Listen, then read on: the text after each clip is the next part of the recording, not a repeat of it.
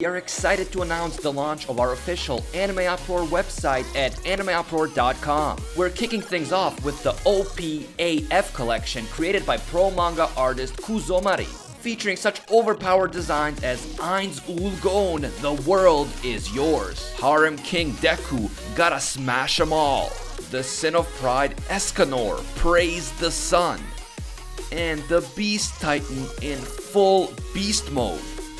Visit animeuproar.com or click the link in the description. Thank you.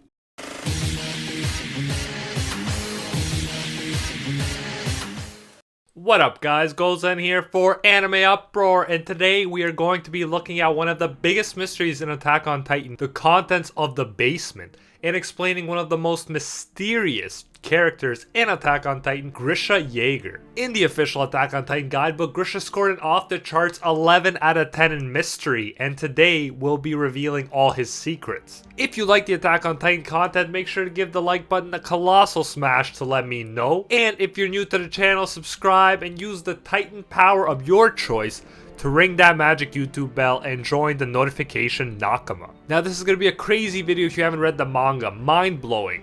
So you have a choice. You can take the red pill and keep watching, but trust me, there's no going back after that. Or you can take the blue pill, click away, and nothing changes. There are mind-blowing manga spoilers about the biggest secret in Attack on Titan. You've been warned. Now, let's make like the Survey Corps and begin to explore beyond the known world of the walls. So what's in the Jaeger basement? I have to admit this was one of my favorite parts of the whole manga so far because it was such a big twist. Kind of like the twist in The Sixth Sense or in The Murder of Roger Ackroyd. The basement seems normal at first, but Mikasa manages to find a keyhole. Aaron's key, the one that Grisha gave him, unlocks this drawer that appears to be empty. However, Levi quickly realizes there's a fake bottom and pulls it out, revealing 3 books. These 3 books contain information about Titans, about Grisha's past, and about the world behind the walls. That's right, there is a thriving world beyond the walls, where technology has progressed much further than it has within the walls. The team finds a photograph of Grisha and his old family,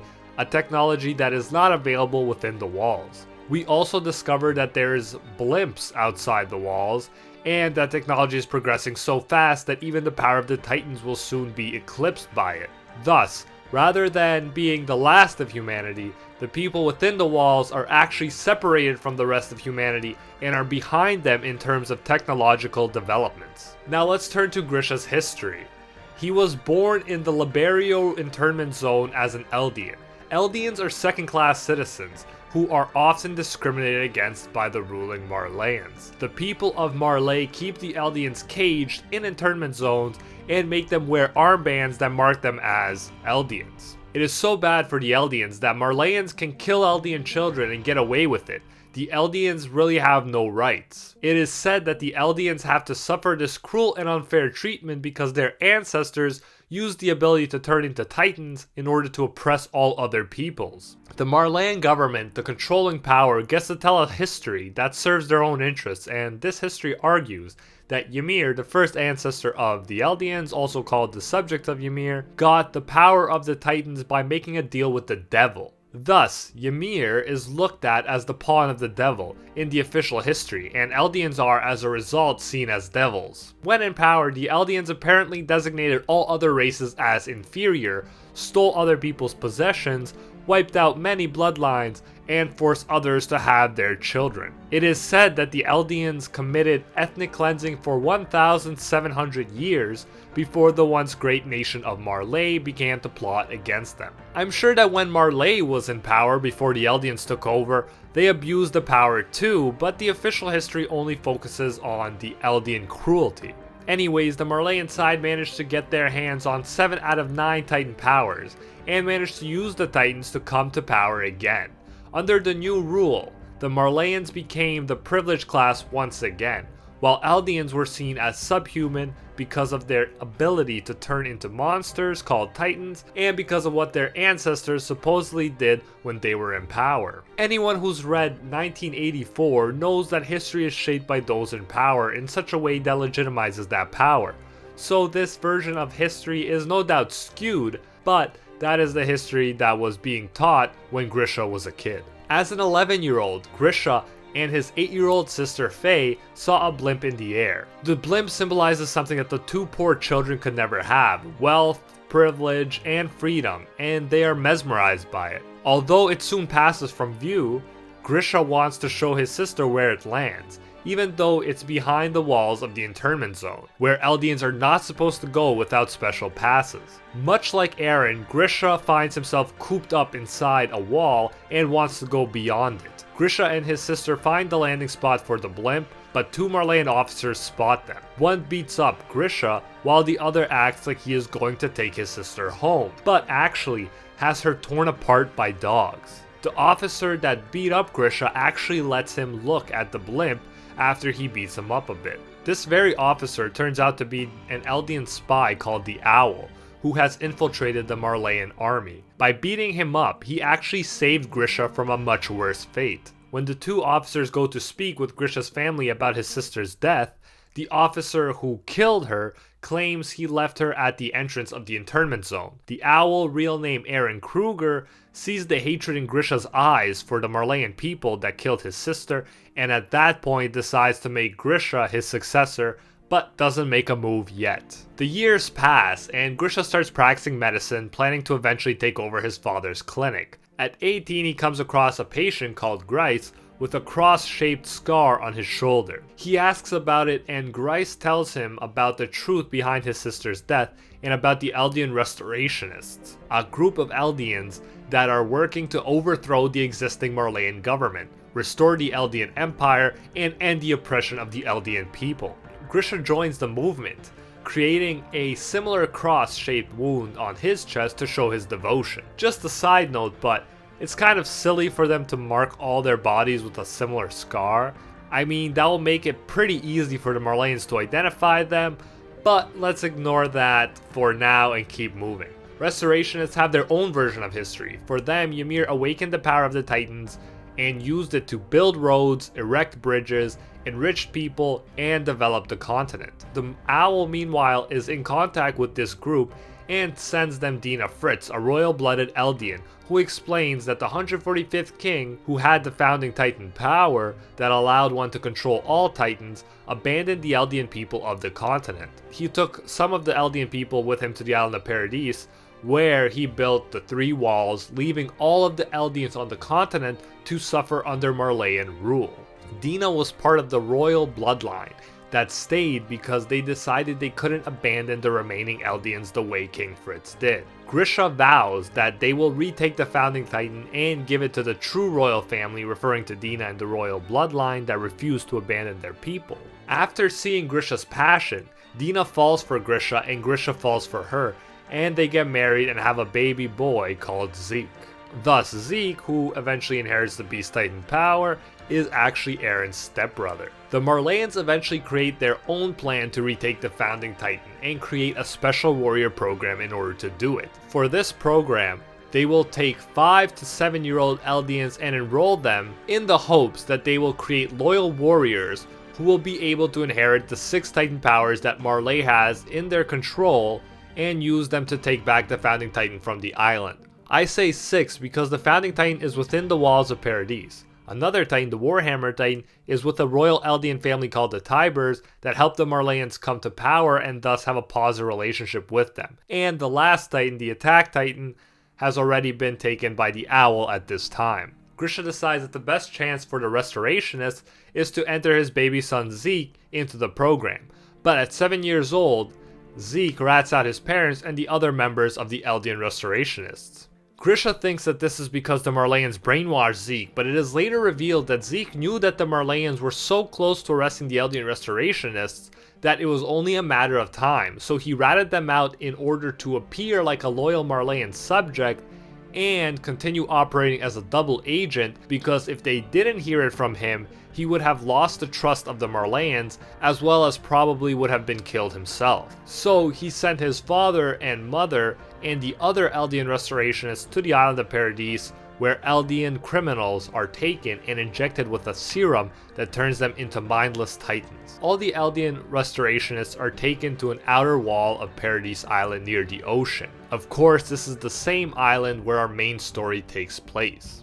One by one, they are injected with Titan serum and thrown down the wall, and Grisha watches his comrades become Titans before his eyes. Both the owl is there and the officer that killed Grisha's sister, who is aptly called Gross. Grisha is surprised to see that Deena is there because while the Marleyan forces tortured him, he revealed that Deena was royal blood, knowing that that would make her valuable for the Marleyans and probably spare her life. He tries to tell them again about her royal blood, but the owl shuts him up and Grisha watches Deena, the wife he loves, become the smiling Titan before his eyes. After every Eldian restorationist besides Grisha has either been turned into a Titan or eaten by a Titan, the owl pushes Gross down the wall, where he is devoured alive. The owl, aka Aaron Kruger, turns into the attack Titan and kills every other Marleyan and destroys their ship. He then proceeds to explain everything to Grisha, that he was the undercover mole and tortured and killed thousands of Eldians over the years in order to maintain his position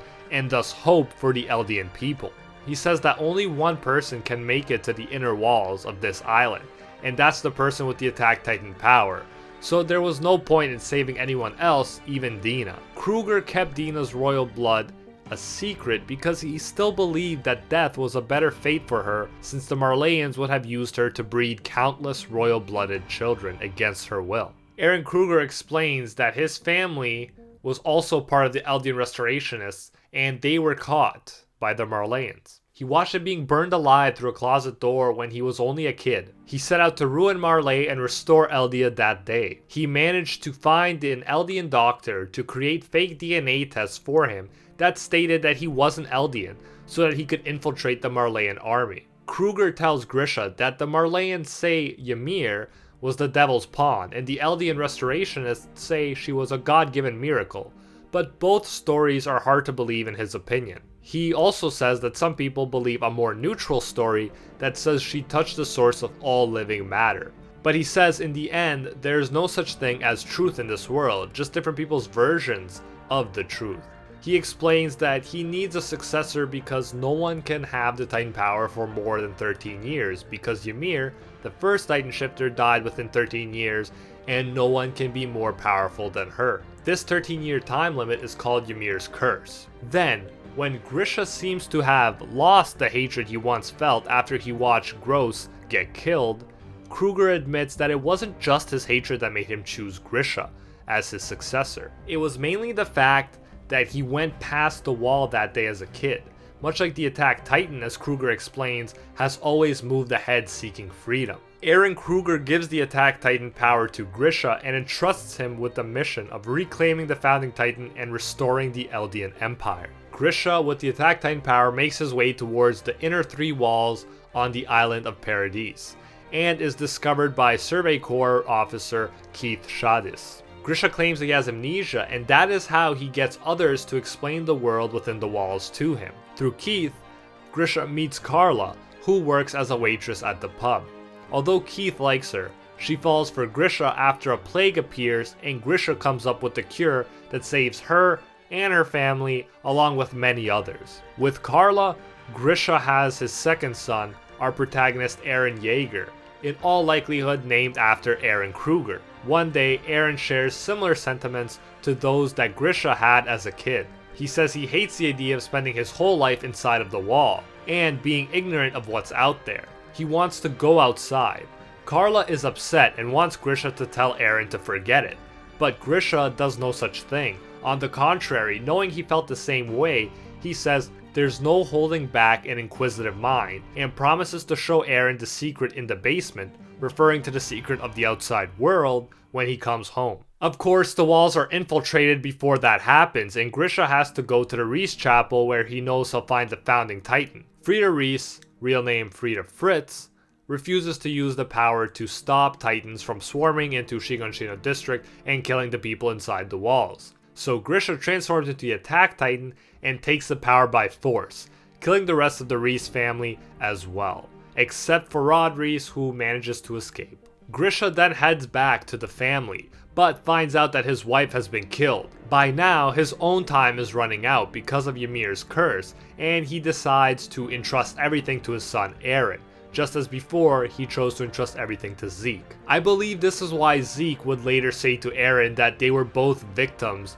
of their father, because Grisha placed such giant burdens on both of them even though they were young children. Although he felt bad about what he did to Zeke, Grisha still decided to pass on his mission to Eren, who, like him, needed to go beyond the walls and seek truth and freedom. He gave Eren the key to the basement before he turned him into a mindless titan and allowed himself to be devoured by him. And thus, Grisha passed on the Attack Titan power, the key to the basement, and his mission to his son, our main character, Eren Jaeger. Tell me in the comments, do you think that Grisha shouldn't have placed such heavy burdens on his young children, or do you admire his willingness to sacrifice everything for the freedom of the Eldian people? He is a very complex character, and I'd love to know what you guys think about him.